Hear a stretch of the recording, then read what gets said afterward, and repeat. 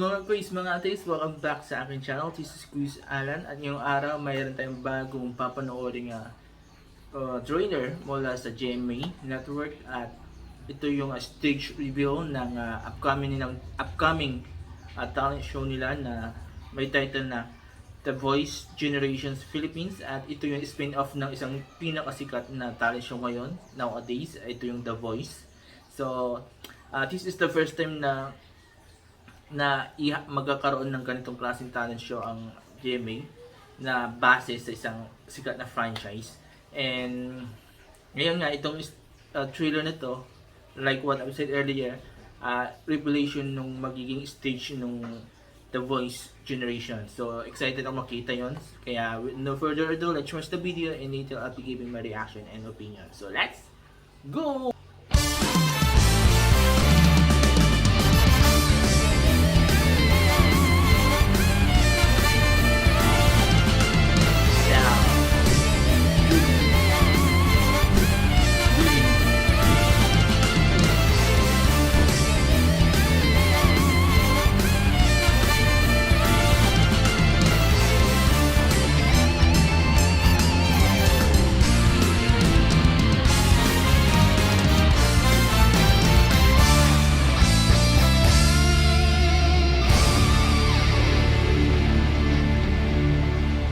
Pulang-pula yung stage. Voice Generations.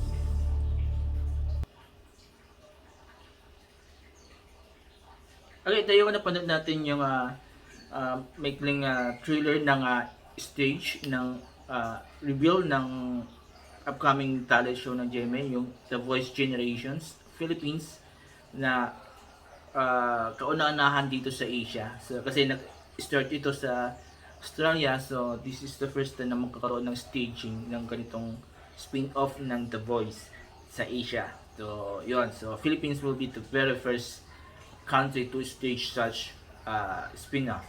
And doon sa trailer naman, ang ganda, pulang-pula, sobrang pula. And yun yung tatak ng The Voice yung kulay niya pula. And sa yung logo na ganyan, now with mic, diba? So, ang ganda and mukhang malaki. I think, correct me if I'm wrong, I think yung stage ng GMA for this The Voice spin-off bigger than to sa stage na binuo o ginawa ng ABS-CBN, kasi alam natin na originally ang ABS-CBN ang nagpo-produce ng local version ng The Voice, but this time itong spin-off GMA. So tell me kasi hindi ako masyado nakapanood ng The Voice So, yung napapanood ko yung older, pero yung latest hindi ko napapanood ko. So, please tell me kung yung pong stage ng ABS-CBN is smaller or bigger than this stage na binuo ng GMA. So, alam natin na yung lahat ng show ng GMA ginagawa sa isang isang building nila na pakalaki-laki. So, nandoon lahat doon ginagawa, yung news, I think, yung AOS, yung itong The Voice Generations, tapos sa akin Battle of the Judges, diba? So, yun. So, ang ganda, exciting yung itsura niya. So, nakita rin natin yung mga pangalan ng mga judges, si Style ng SB19, si Julian San Jose, si Billy Crawford, saka si Chito Miranda ng parokya ng Edgar. So, yun. Maganda. Nakaka-excite na. Makita mo lang yung stage, nakaka-excite na. So, ang isang issue ko lang dito, isang problema ko na lang dito sa upcoming yung pag-stage ng The Voice Generations Philippines is yun kung paano nila mai-stage to ng maayos. Kasi to be honest with you, I'm sorry sa mga kapuso fans dyan, pero yung The Battle of the Judges, ang taas ng expectation ko, but when I saw it, medyo na-board ako. Honestly, medyo na-board ako, and trinay ko siyang kinompare to sa BGT ng ABS-CBN, yung Pilipinas Got Talent, na mas masigla, mas parang may involvement ng mga viewers. Pero this time, it's kind of boring, and I don't know. Tapos even the judges, hindi rin sila kasigla.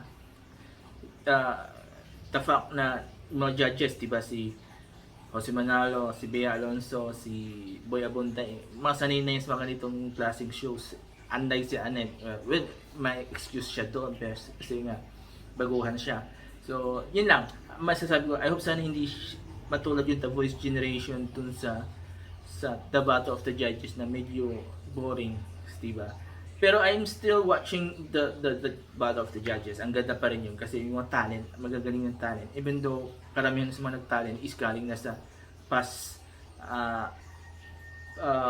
previous edition ng PGT. Karamihan.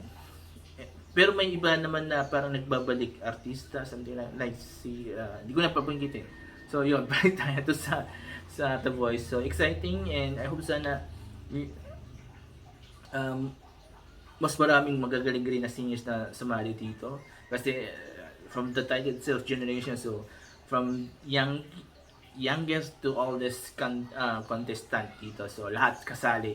So umaasa rin ako na magiging charismatic si Dingdong Dantes as a judge kasi as a judge, as a host kasi again medyo problematic rin ako to sa Battle of the Judges. Medyo hindi rin ganun kasigla si Alden Richards. So I hope sana yung ginagawa ni Dingdong do sa Family Feud yung masigla, masaya ganito rin, and yung maganda yung connection niya sa mga contestant, and I think magagawa naman maayos to ni Dingdong because sanay na siya sa pag-host, diba?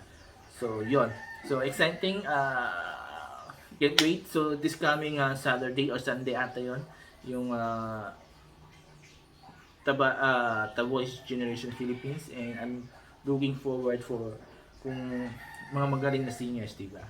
And sana mga returning artists yung mga kandidat, mga contestant, sana yung mga baguhan, diba?